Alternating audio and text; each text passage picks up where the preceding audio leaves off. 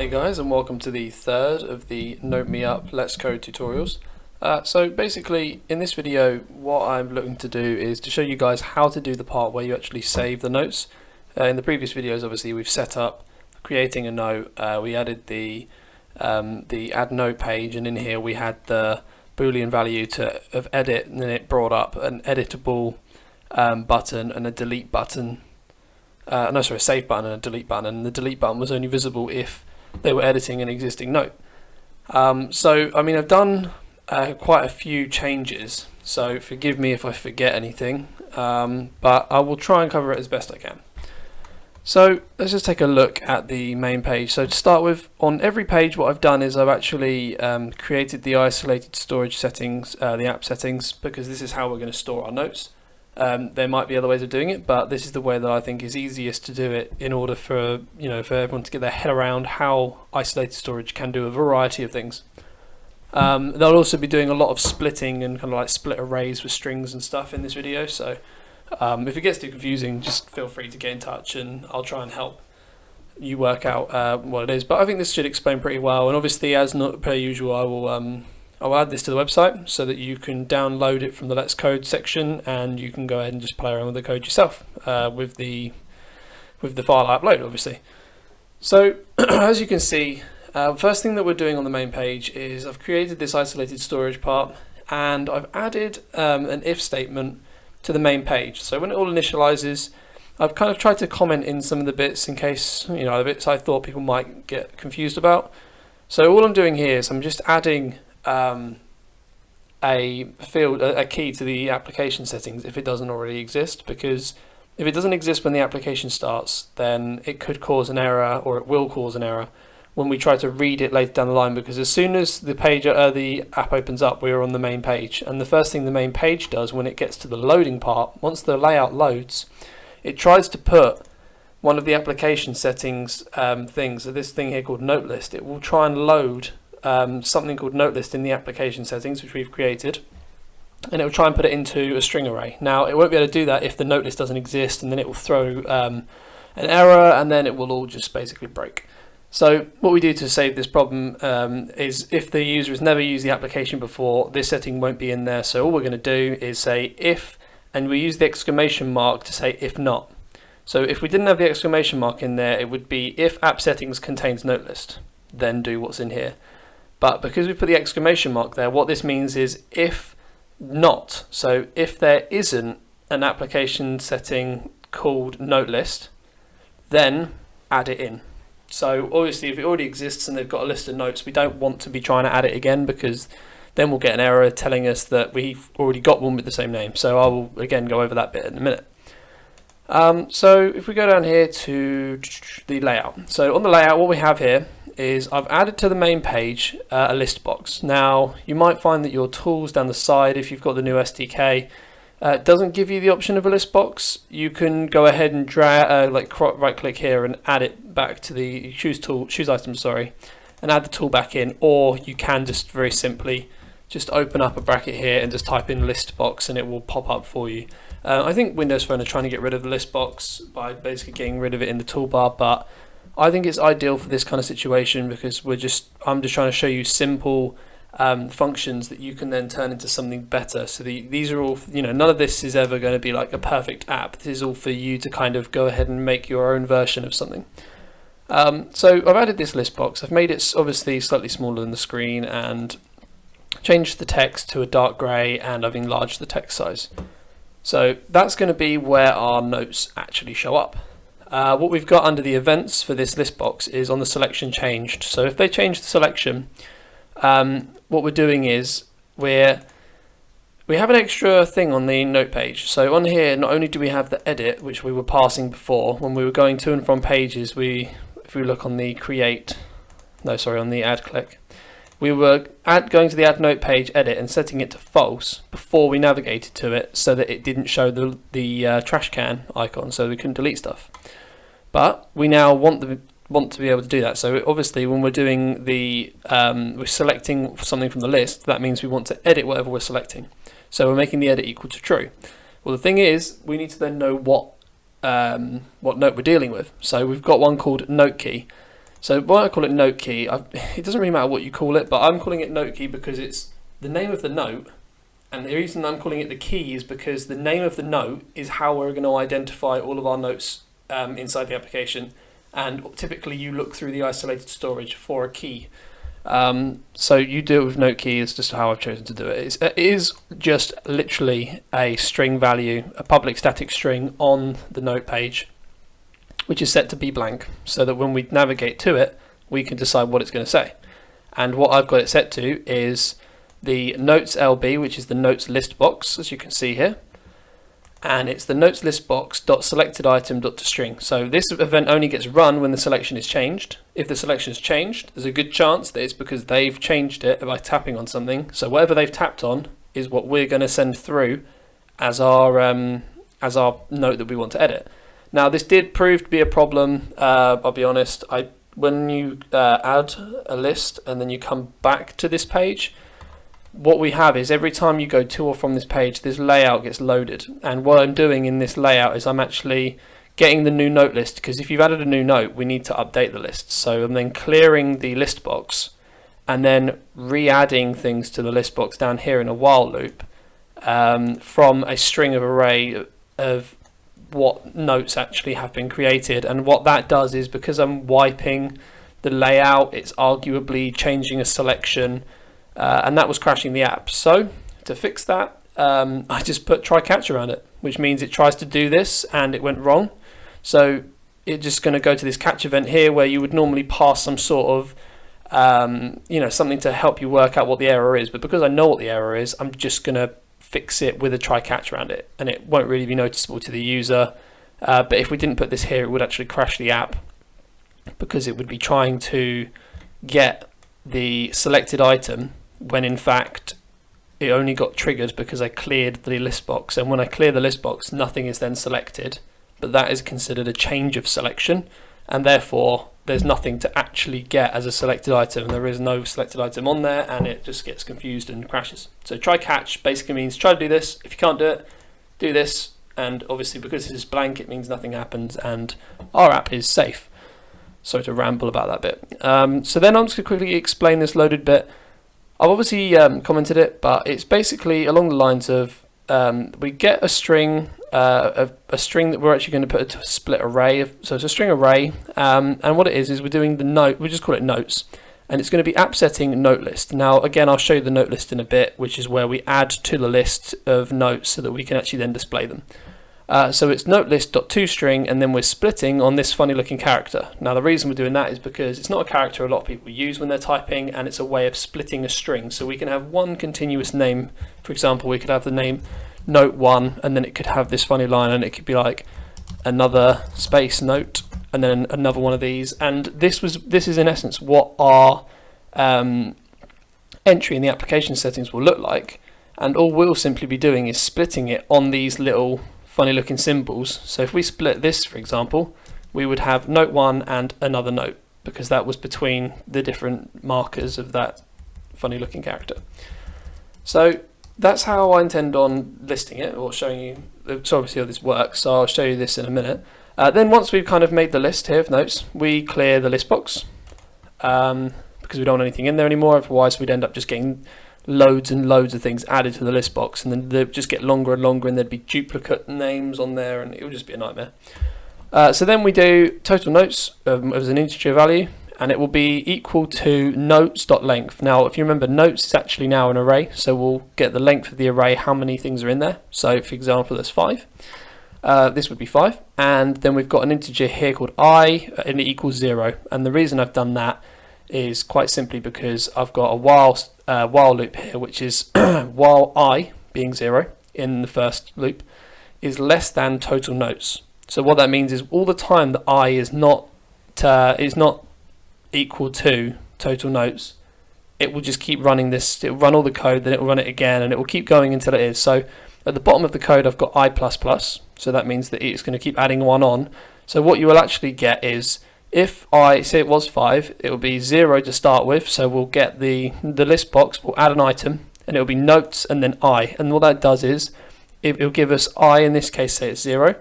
It will find the 0 split, which is number 1. Technically it's the first split, but that's called 0 because 0 is counted in this. So if we had note 1, note 2, note 3, if we got notes and then square bracket 0 square bracket, we would get this value here. If we did 1, we would get this value, and if we did 2, we'd get this value. Even though there's 3 there, 0 counts, so it's 0, 1, 2. So that's how that bit works. And then obviously it adds the item, and then it adds another one onto the I value, and then if it's still if it's still less than the total notes, then it will go run again, and it'll add the next one in for us from the array. So that's how we're displaying the notes on the page, of the main page, that is. So now let's go over to the add note page. Now here we have obviously the extra note key value, we've got the app settings again, and then I've got a check edit mode because I didn't want to put loads of code in up here. I just put a new function in so that we can keep the code separate so we can close it, because if we had this added onto the top bit, it's just going to get more and more bulky. So at the moment our edit in the previous video, edit equals true, just brought up the delete button. So obviously we're going to leave that to do that, do the job. But we've now got this check edit mode. Now what this does is this just basically says if edit is equal to true, which obviously when we're editing a note is going to be the case, it will set the title text box and it will set the text of that to be the note key. Now the note key is the name of the note that we've selected. So it will just put the note's name into the title box here. So that's all good. And then the content text box text will be equal to app settings, and then we'll square bracket, and we're going to get the key's content with this name. So we know that we've got our note key here. This is the name of our note. So if we put it into app settings and set that to string, we will get the content of that key, what we added to the isolated storage in the first place, which will be the content of their note. Now this is done on a split with the same funny looking bracket. And all I'm actually doing with this, if we go further down, when you save a note, what you're actually doing is you're saving the name from the text box title, so here, and then the actual content of it is a date time now stamp, so it will give you the date and the time that it was most recently. Basically when you hit save, it will give you the time right there and then, plus one of them funny looking characters, and then the actual content text box, which will be whatever's in here. Now, the reason I've done that is because obviously we want to be able to order it in date or on time or whatever in the future. So what we have to do when we want to display on the edit mode, we only actually want to get the split 1, because split 0 before this little line, because that's what we're splitting on, is actually the date time. So it's going to be the date and the time. So we want to get split number 1 because we don't want 0, we want 1, which is the content bit. So that's why we're doing it this way on the edit. So then obviously that's loaded and we should have that on the screen. So now obviously we're here with the save button. What we've got is if app settings contains this title, when we try to save it, what we're saying is we can't save duplicate ones. So if I try to save something with the same name as a different note, it would tell me that's not possible because the note already exists and it would conflict in our system. So what it will actually do is if it does have the same name, it will put a message box up for them saying you already have a note like this. Would you like to overwrite it? So then we've got OK and cancel as our options. Now MBR, I've just called it that, shorthand of message box result. If the MBR, so if when they've got this message up, if they press OK or tap OK, that means they're willing to overwrite it. And if they're willing to overwrite it, then we can run this code here. Now this bit is a little more complicated, I guess, but it's not. We've got this thing called check data. Now what check data is it's a function down here. And it literally just says if the title text box text length is more than 0, in other words if there's actually something in the box, and if there's actually something in the content box, then return the value of true, because it's actually a function that returns a Boolean value. So it will either return true, or if there isn't anything in those boxes, it will return false to us. And what this code up here does, when we're just saying if check data, what that basically means in this situation is if true. I could put if check data equals true, right? That's fine. I could do that, or if I could do if it equals false, because I might need to know if it's false. But if you literally just do if check data like this, it means it's true. It means if true. So it just saves you writing that extra little bit. And then obviously the else part of that if statement is bound, it's only true or false. So if it's not true, then it's false. So we don't need to do an else if, we can just do else because it means false. And it says you cannot leave it empty, you're missing some data. Okay, so then obviously once we've checked that there's data in there, we go to the app settings and we remove the one that's already in there because we're overwriting it. So we remove the name of it and then we re-add it with the same name, the new date, time now, and the new content. Simple as that. Then we just navigate service.go back, which will take us back to our main page where it will automatically relist our note list. If there isn't one with the name already, then we run the exact same code that we ran up here, but down here. Okay, because the title doesn't already exist. That means that we basically just use the check data function.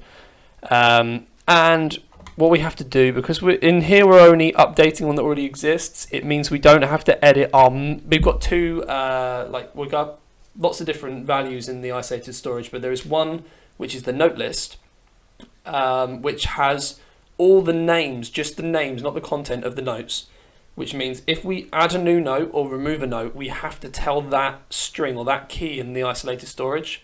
So we've got this bit of code here called quick functions. Now I added a class file, which is very simple. You just right click on your application, add new item, and you basically just add a class file like that, right? And you call it whatever you want to call it.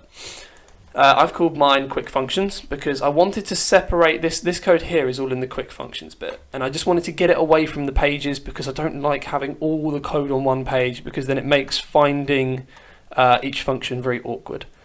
So all we're doing here is I'm just doing a quick function and I'm doing update note list true, and then a comma and then the name. So basically this is the name that we're putting into the array, into the list of notes, and true. In the situation that I've done here, where I've got update note list, there's two overloads on it.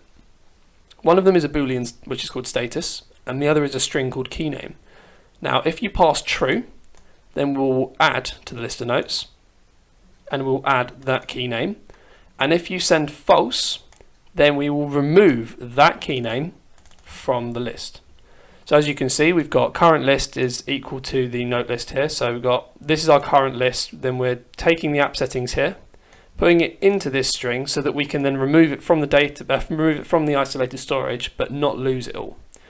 So then all we do is we just do, it will basically check if there is any notes in the list to start with. So if you remember when we first made the app, at the very beginning and the first time they use it, it just adds blank data. There's nothing actually in there, it just adds blank information. So we have to make sure that we check that with the functions, that if there is already none, if the list is more than nothing, then we add it like this. We add the current list plus that funny looking character, then the key name.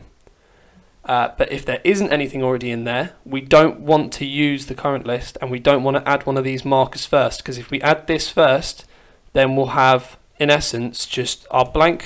This is what our string looks like at the moment. It's just a blank string. And if we did what we're doing in that bit above, we would have this on our hands, which would then be note name. And what that would mean is we would have a blank bit of information here, and when we load it on the main page, it would see this as split 0 because there's a character here. So it will try and add, or it will add, nothing to our list, and therefore a blank space in our list of notes. So obviously if there's nothing in the list, we don't want to add one of these characters first. So if the list's length is more than 0, then we'll go ahead and we'll just use the current list because we already know there's information in there, and then we'll add one of these characters in our key. But if we know there isn't, and it runs this bit here, which means the length is not more than 0, then we'll just add the key name, which means next time round it will run this one because it's going to be more than 0. I hope that's not too confusing, but I've got a feeling that could be very confusing. So yes, then down here, this is if someone types false into this first part of this overload rather than true. And this will simply just create the note array, split it as we did before, and then we'll have and then we'll have total notes equals notes, which is our string array here, dot length. So that's again the same as we did before. Then we've got our new note list, because obviously when we're removing one, we need to create a new list without that one in it. And all we're doing is we're running through the list of total notes, and we're just saying if the note that is currently on, with I being 0 maybe in the first case, if that value is equal to the key name that we've had passed over, then don't add it. Just run a blank bit of code, just add I on, and then work on to the next one. But if it doesn't equal that key name, then we need to get our new note list, and we need to add our new note. So we need to add our existing note back into the list, because that is not the one we're looking to delete. Obviously in this way around, we're having to add this character on the end, which means at the very bottom here, we're just doing new note list equals new note list dot trim end, and we're trimming this character, because if we have this extra one on the end, whatever's after this, which in this case, you know, we basically have an extra character we don't want. We'd have this last bit, this would be the same problem we had up above, which it will just add on the end of our list a blank space, and we don't want that because we're trying to keep our app looking neat. So then all we're doing is we're just removing the note list and re-adding it with the new note list here. So that's after our one we sent to be deleted has been removed for us. So that's all we're doing with the quick functions. Again, all of this code is going to be available. I'm sorry if it's confusing, but if you want to understand it, and if you don't understand it, please do message me or tweet me or just comment in, you know, on the video. So okay, so after we've done that, we've sent true to say we want to add this one, and then we've navigated back because we've now added our note and we want to see it on our list. Okay, now we have the delete button. And the delete button is basically just another message box saying you're about to delete this, do you want to delete it? If they say okay, then that's a yes, we want to delete it. And then we've got a try and catch around it. And the reason I've done try and catch is because if we go to app settings and we try to remove the title, so say they've opened the note up, they've started changing it, and then they've thought, actually, I want to delete it. That's not handy. That's not convenient for us, because that means that that means we then have an application with a different title to what it originally had, and when they go to delete it, the title name will have changed, therefore leaving the one that we want to delete missing to us, because we don't know that they've changed the name of it. So if they want to delete it, it will then tell them the title name has changed, reopen the note and delete it again, because that's just a problem to get around it. But either that, or it will save this new name as a new note. Okay. And again, that's just adding the false. The false bit here will just simply remove it from that list of notes, because we don't want it to exist on our ad. So we add one and it appears, we want to delete one, we want it off the list. So that's what that does. And then again, navigation back to see our list. And then these are the same, nothing's really changed here, and the check data hasn't changed. So, I mean, that might be confusing, it might not be. It was quite a lot to take in, I don't doubt that. But we'll have a quick look now and I'll show you how the app works. So we run it up.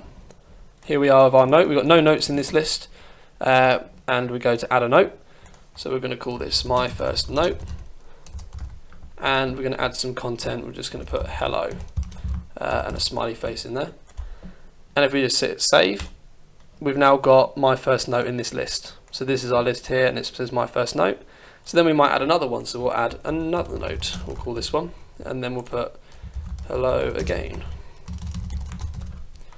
Save that, and we have another note. So if we click on my first note, we've opened up my first note, we've got our content in here, and we can be like, oh, okay, let's add an exclamation mark to this note and click save. It's saying, do you want to overwrite it? If I click cancel, nothing happens. If I click the back button, again, nothing happens. So then if I think, actually, yes, I do want to overwrite this, I click OK, my note gets updated. If I go back into it, it's now got the exclamation mark. All right, it's that simple. So if we go to if we add another note, so we'll call this note 3, and then we'll just put some message. Save that. We might want to delete this one here. So we've got another note, obviously, in this bit here. We're going to click on that. Click delete. It's going to say, do you want to delete this? Cancel, won't do anything. Back button, won't do anything. But if we click delete and then OK it, we have now removed that note from the list, which was all done through that isolated storage stuff. So we can keep checking these, and if we decide to go off the app and then we want to come back onto it, you just go ahead, click on it, and it will just open straight up with the notes we had before. We can change them, save them, overwrite them, and when we go back to it, our notes will all be nice and saved. I know that's probably going to confuse you. I'm sorry if it does. It was quite a long video, but it was bound to be because it's the hardest part of it. So if you complete this, then you're a genius, basically. Or you can just cheat and download it off the website, which is the student developer website, which is obviously in the description. So thanks for watching this third video, guys. I will obviously be finishing it up with an idea of, because at the moment we're just adding them and it will keep going onto the list, but we want to order them in date or time. So I'm going to go ahead and do another video for ordering it as well. So thanks for watching the video. I hope you're still awake or alive, if anything. Feel free to follow me on Twitter, check out the Facebook page, check out my website, and check out my Patreon page. I'll see you in the next video, guys. Thanks for watching.